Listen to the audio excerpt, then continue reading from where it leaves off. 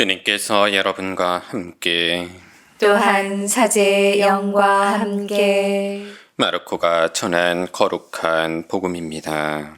주님 영광 받으소서.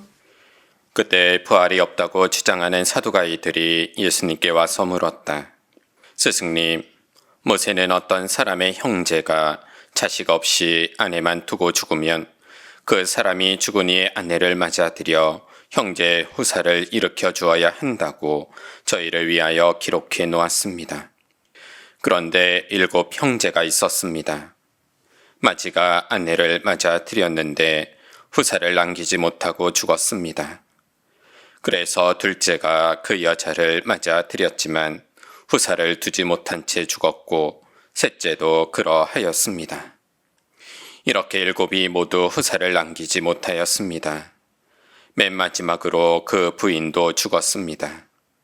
그러면 그들이 다시 살아나는 부활 때에 그 여자는 그들 가운데 누구의 아내가 되겠습니까? 7이 다 그 여자를 아내로 맞아들였으니 말입니다. 예수님께서 그들에게 이르셨다. 너희가 성경도 모르고 하느님의 능력도 모르니까 그렇게 잘못 생각하는 것이 아니냐. 사람들이 죽은 이들 가운데에서 다시 살아날 때에는 장가 드는 일도 시집 가는 일도 없이 하늘에 있는 천사들과 같아진다.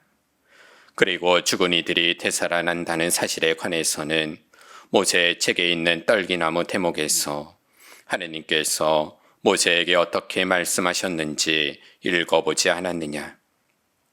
나는 아브라함의 하느님, 이삭의 하느님, 야곱의 하느님이다 하고 말씀하셨다. 그분께서는 죽은 이들의 하느님이 아니라 산 이들의 하느님이시다. 너희는 크게 잘못 생각하는 것이다.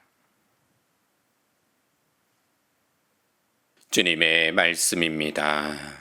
그리스도님 찬미합니다. 참 예수님, 찬미 예수님. 오늘 주기를 기념하는 보니파시오 성인은 7세기 영국의 한 귀족 가문에서 태어나 빈 프리트라는 이름으로 세례를 받았다고 합니다. 베네딕토 수도원에서 운영하는 학교에 들어가 교육을 받으며 성장한 성인은 베네딕토 수도에 입회하여 30살에 사제의 품을 받았습니다. 이후 수도원에서 운영하는 학교의 교장이 되어 그의 임무를 충실히 수행하며 명성을 얻었다고 합니다. 하지만 선교사가 되기를 희망하였던 성인은 학교를 떠나 몇 명의 동료들과 프리슬란트 지방으로 선교를 떠났습니다. 그러나 그곳 공작의 방해로 선교 활동을 할 수 없어 다시 영국 수도원으로 돌아옵니다. 이후 수도원 원장이 선종하였을 때 그 후임자로 지목되기도 하였지만 선교에 대한 열망을 품고 있었던 성인은 이를 사양하고 선교를 위한 준비를 해 나갑니다. 이후 로마에 간 성인은 교황 그레고리오 2세를 아련하며 독일 라인강 동쪽에 사는 게르만족 이교도들을 개종시키라는 소인과 함께 보니파시오라는 새로운 이름을 받았습니다. 교황의 지원을 받은 성인은 이교인들의 그릇된 문화, 비그리스도교적 생활 방식에 적극적으로 대응해 나가며 복음을 전했고 많은 이들이 세례를 받으며 선교의 결실을 볼 수 있었습니다.